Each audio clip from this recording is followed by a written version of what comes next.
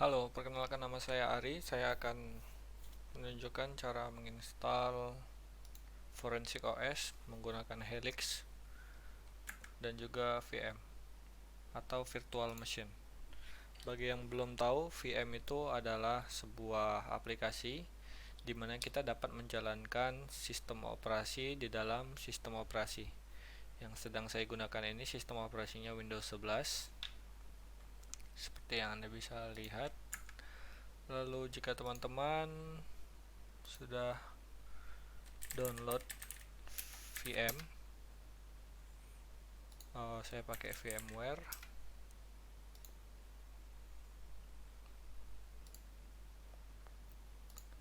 Ini workstation sudah saya install di sini.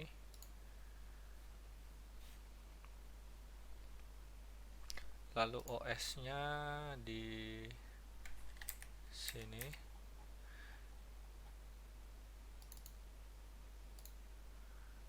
OS-nya dapat di-download di link deskripsi atau di sini di archive OS Helix.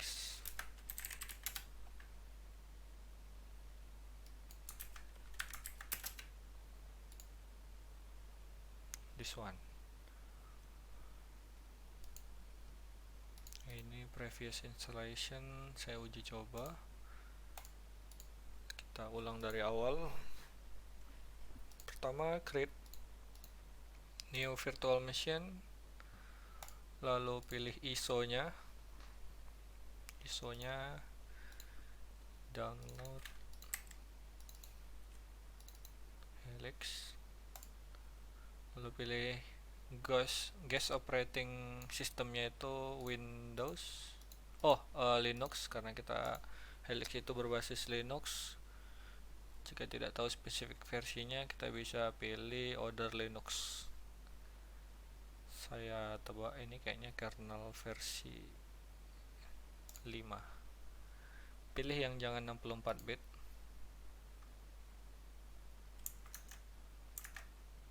Dan ini arsitekturnya 32 bit.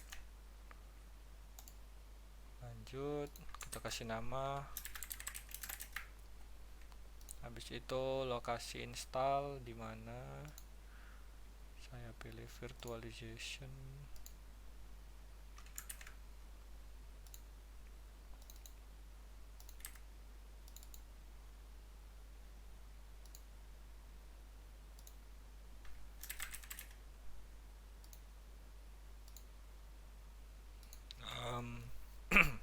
Di specs-nya kita bisa buat 20 GB. Seharusnya bakalan cukup sih.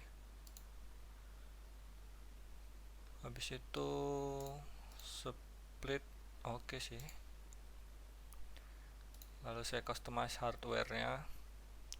Customize hardware berdasarkan spesifikasi di komputer yang kalian punya. Jangan terlalu tinggi dan jangan terlalu rendah. Usahakan di recommended. Tapi kita bisa menyesuaikan karena di sini saya punya lebih dari 8 GB RAM, mungkin saya bisa taruh 2 GB cukup. Lalu saya set prosesornya jadi saya punya 6 prosesor, 6 core, 12 thread. Saya pakai 4 kayaknya, nggak salah. Habis itu ya itu saja sih. Finish. Kita coba jalankan. Oke, sudah bisa nih. Kita bisa masuk ke mode GUI. Oh ya, di sini nggak ada sistem apa ya namanya, install ke disk. Dia ini modelnya kayak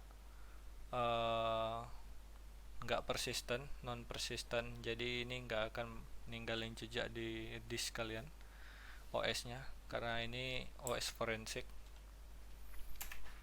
tidak meninggalkan jejak, itu tujuannya. Jadi OS forensik itu digunakan untuk mencari data-data yang hilang, bisa juga ataupun data-data kriminal yang sudah dihapus, seperti misalnya data pembobolan, data hacking. Nah, itu biasanya menggunakan OS versi ini. Dan OS ini biasanya diinstal di USB, tidak hard drive langsung, ataupun biasanya install di SSD yang bisa dipindah-pindahkan, ataupun SSD yang mobile yang eksternal gitu. Jadi kita bisa colok di komputer host, dan juga biasanya pas dicolok itu pasti hard disknya dari sistem tersangkanya masih ada, jadi kita bisa melakukan forensik di situ. Ini sudah berada di home-nya, seperti basic Linux pada umumnya. Sini kita punya terminal Unix system, kita sebagai root. Oh, di sini Knopix nama usernya. Ini untuk root terminalnya.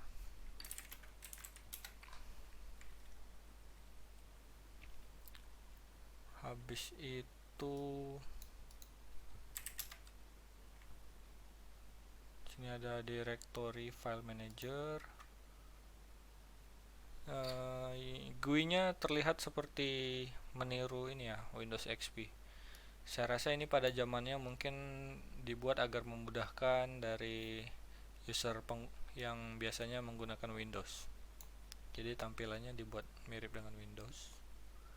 Dan beberapa ciri khas Linux-nya tetap ada.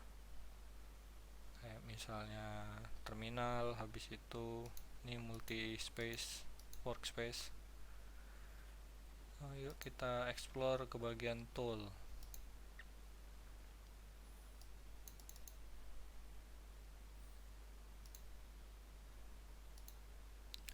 Di sini ada media directory. Ini biasanya muncul USB kita kalau misalnya kita colok. Jadi ini file system Linux modelnya seperti ini. Kalau untuk di rootnya itu seperti ini.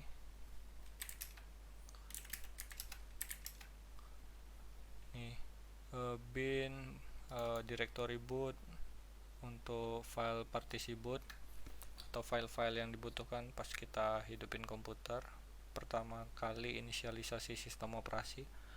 Lalu di sini ada home, etc. Biasanya isinya itu tool-tool yang kita install ataupun yang bawaan juga ada. Ini banyak nih toolnya, SSL, SSH.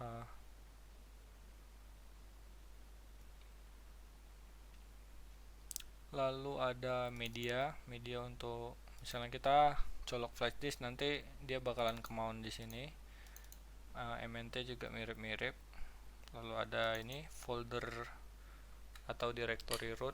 Ini untuk root user, data-datanya bakalan disimpan di sini. Ya, itu aja yang secara generalnya. Lalu ada tool untuk forensik. Sini ada banyak, ada retriever, kita coba. Retriever ini kita bisa ngarahin partisi mana yang mau di search. Nanti kita bisa filter apa yang mau kita search, misalnya video, lalu tekan find, nanti dia bakal munculin hasilnya di sini. Kita bisa save, kita bisa view juga.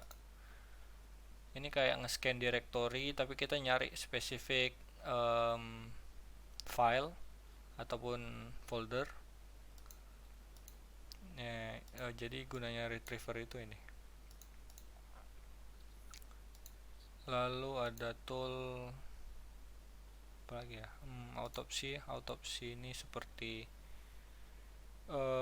localhost browser ataupun aplikasi browser yang kita gunakan untuk mengisi formulir untuk ada case. Misalnya kita ngejalanin case apa, kita bisa pasang investigator names-nya di sini buat deskripsi. Kita coba case name-nya testing case.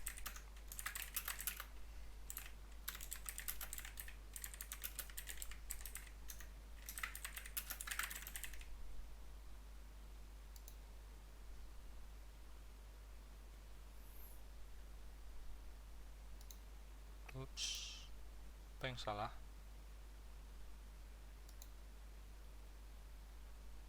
Invalid cache value. Cache. Oh, kayaknya ini sih. Ya kan? Baru kita bisa add host. Saya belum pernah coba sampai sini. Ini baru bisa buat image. Kita bisa masukin image juga dari yang udah kita create. Kurang lebih seperti itu. Kayaknya ini untuk forensic file gitu. Kita buat kayak report. Tool lainnya seperti registry viewer, ada hex editor. Registry viewer gimana? Kayaknya kita bisa ngimport registry file yang dari Windows untuk di tes di sini, untuk dibaca ataupun dipecahkan. Ada manual biasanya berisi dokumentasi. Incident response, ada Ethereal ini sekilas terlihat seperti Wireshark ya. Kita bisa scan apa namanya, jaringan di sini ataupun WiFi, bisa juga jaringan LAN, tergantung interface internet yang kita gunakan. Nanti kita bisa filter paketnya juga menggunakan query di sini. Kurang lebih sama seperti Wireshark. Ada sistem tool, ini Samba untuk file server. Partition image, Kitty parted ini kayaknya seperti gparted untuk partisi disk.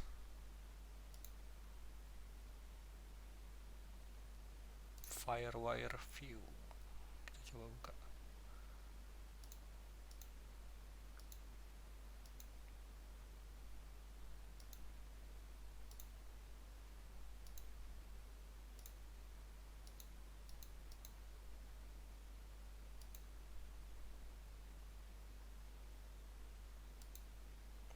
Nggak ada muncul. Coba aplikasi lain.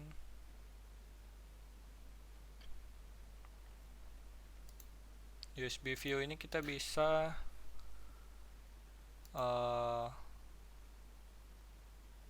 ngebaca konfigurasi dari USB yang kita colok. Bisa dikonfigur tapi nggak bisa diklik. Sebenarnya saya ada colokin flash disk ini, cuma nggak kebaca.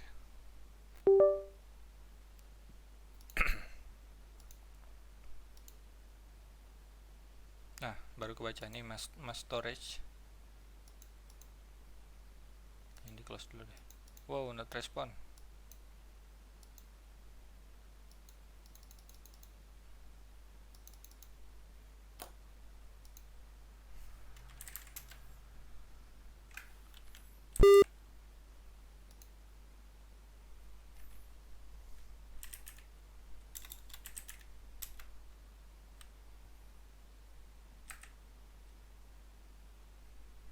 Tuh, ini PSID nya berapa ini?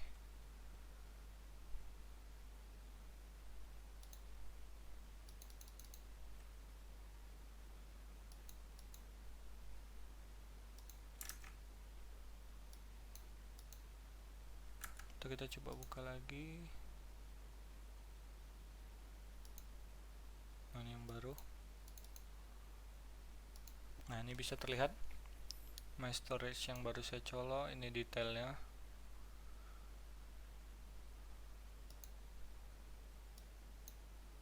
Bisa ngebaca konfigurasi dari Profbus directory juga. Ya, kurang lebih seperti itu. Apalagi ya toolnya?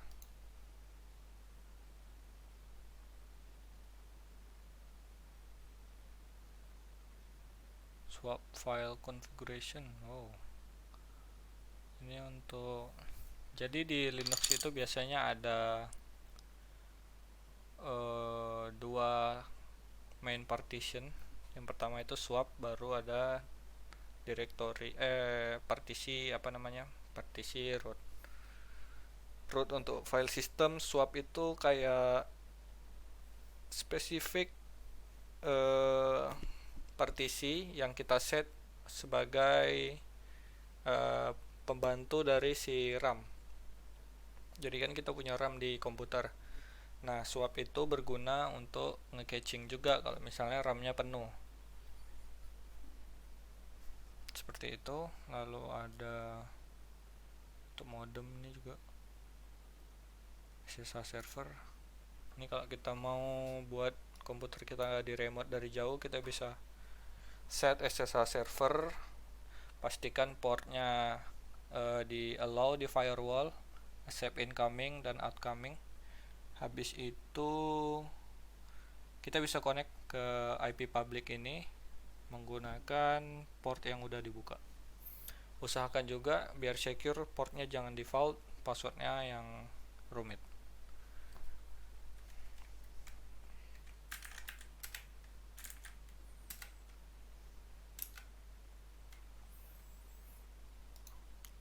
Lagi ya toolnya, Samba server untuk file sharing. Nah, itu aja, kurang lebih segitu. Oke guys, sekian dari tutorial cara menginstal Forensic OS. Jika ada pertanyaan, feel free buat tulis di komentar. See you in the next video. Thank you.